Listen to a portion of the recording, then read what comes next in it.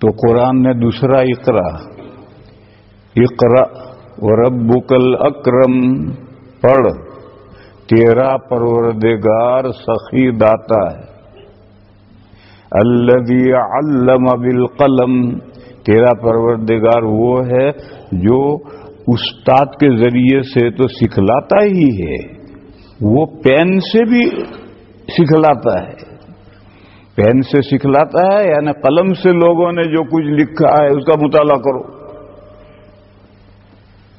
مگر اس مطالعہ کرنے میں اس کا خیال رکھنا ہے کہ اناپ شناپ مت پڑھو ورنہ گمراہ ہوگے، اناپ شناپ مت پڑھو، جو بھی کتاب ہاتھ میں آ گئی پڑھنے لگے، نہیں، اہل حق کی کتاب پڑھو، اہل دل کی کتاب پڑھو، دو شرطیں، اہل حق اہل السنہ والجماعہ میں سے ہو اسی کی کتاب پڑھو، گمراہ فرقوں کی کتابیں مت پڑھو، چاہے اس کی زبان کتنی شاندار ادبی زبان ہو، چھوڑو اس ادب کو، تمہیں ادب سیکھنا ہے تو شیکسپیئر کے ڈرامے پڑھو،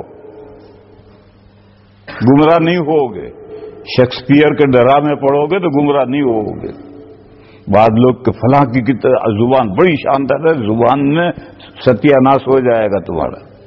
سب سے پہلے دیکھو کہ مصنف اہل حق میں سے ہے یا نہیں، اہل السنہ والجماعہ میں سے ہے یا نہیں، ہے تو پڑھو اس کی کتاب، نہیں ہے باور رہنے دے۔ پھر اس سے آگے اگر مصنف اہل دل بھی ہے، اللہ کا نیک بندہ ہے، تو اس کی کتاب سے علم بھی حاصل ہوگا اور صلاح اور نیکی بھی پیدا ہوگی۔ جیسے متکلم کا اثر سامع پر پڑتا ہے، ایسے ہی کتاب کے پڑھنے سے اگر صاحب کتاب اللہ کا نیک بندہ ہے تو کتاب کے واسطے سے اس کا صلاح تقوی منتقل ہوتا ہے، لیکن یہ لازمی شرط نہیں، لیکن بہرحال اگر وہ اہل دل ہے، نیک بندہ ہے، تو اس کی کتابیں پڑھو گے تو نیکی بھی منتقل ہوگی۔ اور باقی یہ شرط ضروری نہیں ہے، ضروری شرط ہے کہ وہ اہل حق میں سے ہو، اس کی کتاب پڑھو، گمراہ فرقوں کی کتاب مت پڑھو۔ ضرورت کے لیے پڑھ سکتے ہو۔ کب پڑھ سکتے ہو؟ جب حق اور باطل میں امتیاز کرنے کی صلاحیت پیدا ہو جائے، اب پڑھو، عیسائیوں کی پڑھو، ہندوؤں کی پڑھو، کسی کی بھی پڑھو، اور جب تک حق اور باطل میں امتیاز کرنے کی صلاحیت پیدا نہ ہو مودودی کی کتابیں مت پڑھو۔ وہ کہاں اچھی صحیح بات کہے گا، کہاں گڑبڑ کر ڈالے گا، ہر آدمی نہیں سمجھ سکتا۔ میں مظاہر العلوم سہارنپور میں پڑھتا تھا، اصول الشاشی پڑھتا تھا، سال تھا، تو میں درسگاہ میں کیواڑ سے ٹیک لگا کر مودودی صاحب کی کتاب پردہ پڑھ رہا تھا۔ مجھے شروع ہی سے اردو زبان سے محبت ہے، اور مودودی صاحب بہت شاندار اردو زبان لکھتے ہیں،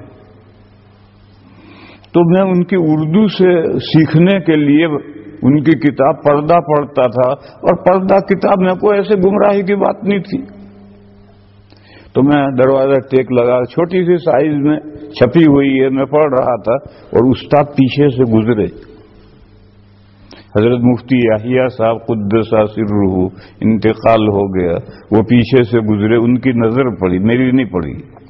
پھر آگے دروازے سے جب اندر داخل ہوئے تو میں نے کتاب بند کر کے تپائی کے نیچے رکھ دی اور اپنی کتاب کھول لی، سبق پڑھا۔ سبق پڑھ کر کے استاد جب جانے لگے تو مجھ سے یہ کہتے گئے مغرب کے بعد دارالفتاح میں آنا۔ وہ دارالفتاح میں بیٹھ کر فتوے لکھتے تھے، مجھ سے کہا مغرب بعد دارالفتاح میں آنا، کہ ٹھیک۔ میں مغرب بعد گیا، وہ فتوے لکھ رہے تھے، میں بھی کتابیں لے کر پڑھنے میں لگ گیا، وہ فتوے لکھتے رہے، میں پڑھتے رہا۔ جب عشاء کی اذان ہوئی تو میں نے عرض کیا کہ حضرت آپ نے فرمایا تھا کہ مغرب بعد دارالفتاح میں آنا۔ فرمایا ہاں، درسگاہ میں کیا کتاب پڑھ رہے تھے؟ جھوٹ بولنے کی میری عادت نہیں، بچپن سے مجھے جھوٹ سے بہت نفرت ہے، تو میں نے صاحب کہا، میں نے کہا حضرت مودودی صاحب کی پردہ پڑھ رہا تھا۔ مظاہر العلوم میں تو مودودی کی کتاب اگر کوئی پڑھے تو فوراً اخراج ہو جاتا تھا۔ اب تو وہ سختی نہیں رہی، لیکن شروع میں اگر مظاہر میں کوئی مودودی کی کتاب کسی طالب علم کے پاس پائی جائے تو فوراً اخراج ہے۔ اور میں بھی کسی طالب علم سے لایا تھا، چپکے تو سب کچھ چلتا ہے۔ تو میں نے صاحب کہا، میں نے کہا حضرت مودودی صاحب کی پردہ پڑھ رہا تھا۔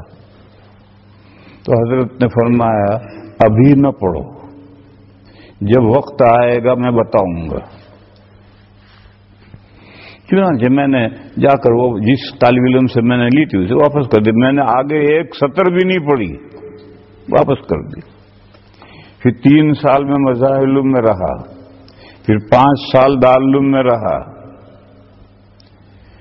پھر مدرس ہو کر کے اشرفیہ میں گیا۔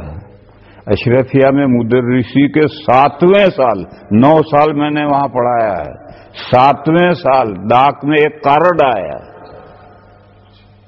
اس میں لکھا تھا عزیزم سلمہ، اب تم مودودی کی کتابیں پڑھ سکتے ہو، یا غفر لہ۔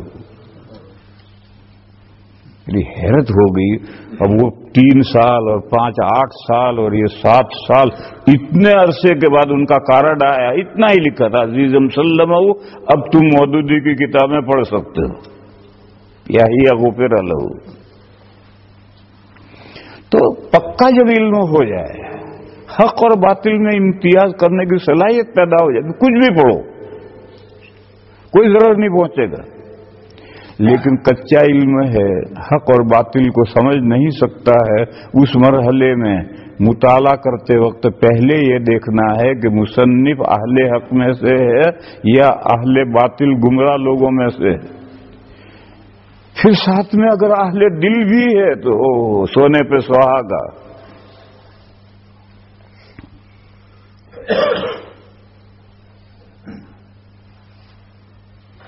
اور پڑھنا ہے مسلسل، علم کو علم کے لیے پڑھنا ہے۔